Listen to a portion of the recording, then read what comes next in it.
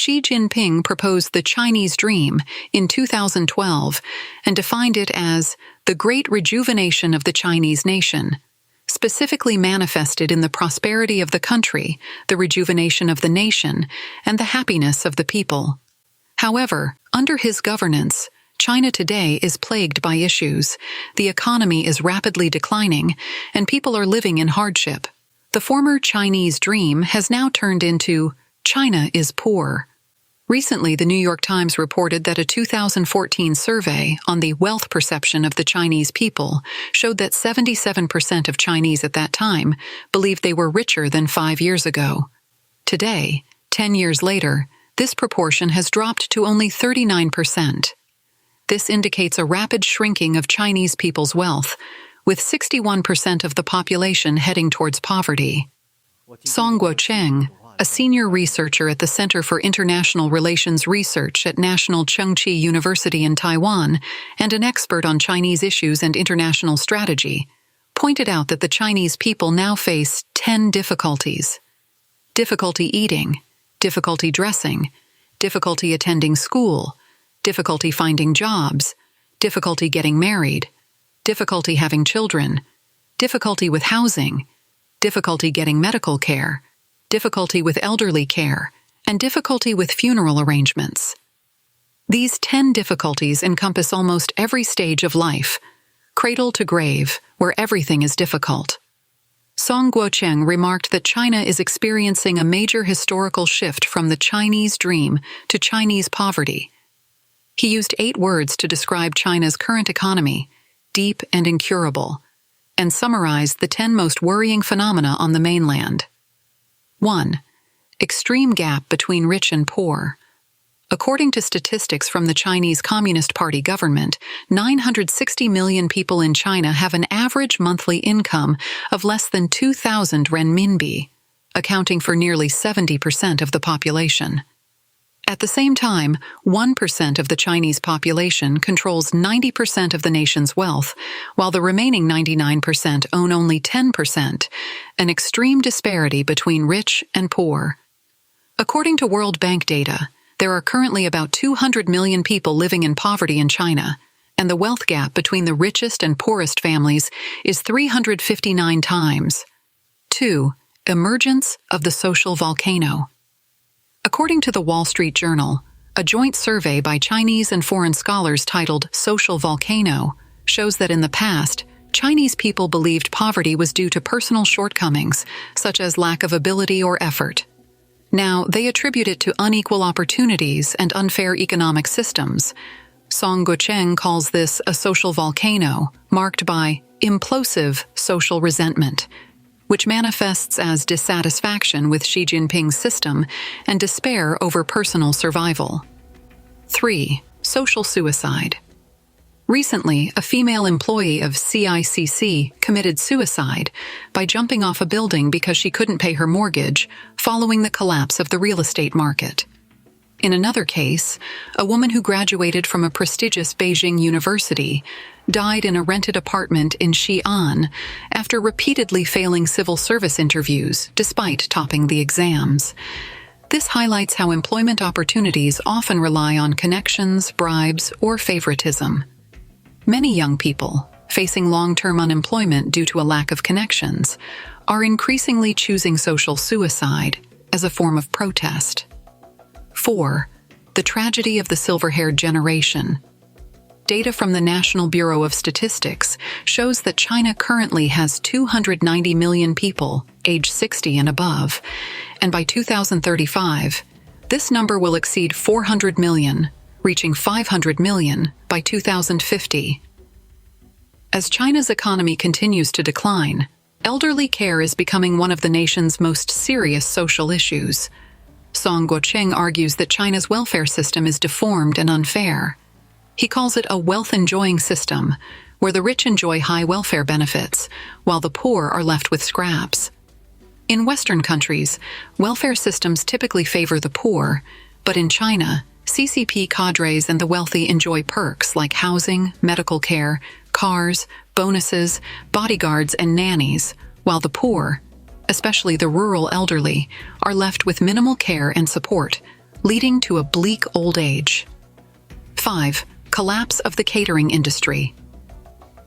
Data from the Beijing Statistics Bureau shows that in the first half of this year, the total profit for catering companies in Beijing with annual revenues exceeding 10 million yuan was 180 million yuan, a sharp decrease of 88.8% compared to last year, with profit margins as low as 0.37%. This indicates that the entire catering industry is facing a crisis of dwindling profits.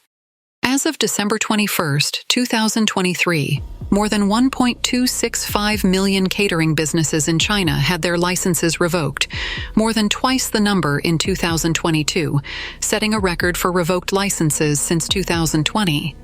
In the first half of 2024 alone, 1.056 million catering-related businesses were deregistered or had their licenses revoked. In the first quarter of 2024, nearly 460,000 catering businesses closed, a 232% increase compared to 140,000 in the same period last year. Many newly opened restaurants shut down within 1 or 2 months, with some even closing just 3 days after opening. In the midst of the depression, a special industry of catering corpse collectors emerged in China, specializing in collecting kitchen utensils, tableware, etc., left over from closed catering businesses, and then reselling them secondhand. A Guangzhou operator said that since March this year, Guangzhou's catering industry has been caught in a wave of closures, and it is estimated that 40 to 50 sets of catering equipment can be recycled every month, 70% of which come from hot pot restaurants, followed by milk tea shops. 6. Involutionary vicious competition. Due to factors such as overcapacity, insufficient domestic demand, and inventory backlogs, most Chinese companies have resorted to low-price competition and aggressive price wars.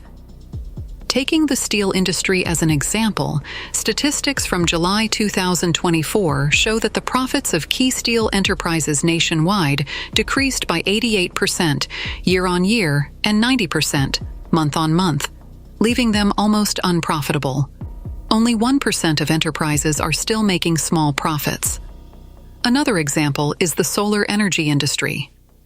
The prices of the 4 major products, silicon materials, silicon wafers, battery cells, and components, have fallen by 40%, 48%, 36%, and 15% respectively since the beginning of 2024, setting a historical low. Some companies have even fallen below the cost line and are operating at a loss. 7. Leading enterprises are shaky. Evergrande New Energy Vehicle, one of China's leading automobile companies, lost 20.257 billion renminbi in the first half of 2024, an increase of 194.73% compared to the same period last year. Only 40 cars were sold during this period. In addition, China's real estate industry is in a bottomless decline. The top 10 real estate companies are all in debt or bankrupt. Even Vanke, one of the largest real estate developers in China and the world, is facing a crisis of insolvency. 8. Collapse of the middle class. The piano industry, which symbolizes the socio-economic status of the middle class, has also seen a cliff-like decline in sales.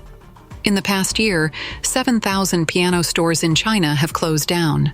The 2 leading piano brands, Helen Piano and Zhuhai Piano, both reported losses in the first half of this year. In Luoshi Town, Huzhou City, Zhejiang Province, known as the hometown of pianos in China, many piano manufacturers have shut down. This reflects the collapse of the Chinese middle class. 9. The emergence of unfinished children. Since Xi Jinping vigorously promoted new quality productivity and concentrated national resources on high-tech industries, the highly educated generation that missed the previous economic boom has been severely neglected by society. These unfinished children, university graduates who cannot find jobs, are forced to accept low-paying jobs or face long-term unemployment. According to statistics, the number of college graduates in China this year has reached a record 11.79 million, while the unemployment rate for urban youth aged 16 to 24 rose to 17.1% in July, the highest level since the beginning of the year. This figure does not include students or the millions of unemployed youth in rural areas. 10. High debt and exhausted finances. As of 2022, the debt of China's central and local governments stood at 114 trillion yuan. The debt of state-owned non-financial enterprises was 220 trillion yuan. And the debt of the financial system was 56 trillion yuan, totaling 390 trillion yuan. This figure is 3 times China's GDP. In other words, China's GDP growth can no longer keep up with the government's fiscal deficit. All of the above phenomena are shocking. Yet despite the economic downturn and widespread poverty, the CCP continues to spend heavily on various projects to enhance national prestige, such as foreign aid, the China Starlink project, Grand Canal construction, and the Peace Ark operation. While the Chinese people may survive on meager means, China's international status must not be diminished. Song Guocheng bluntly stated that Xi Jinping's Chinese dream is not about improving the lives of the Chinese people, but rather about fulfilling his personal empire dream. He jokingly remarked, "The people are suffering, but the CCP is scattering flowers."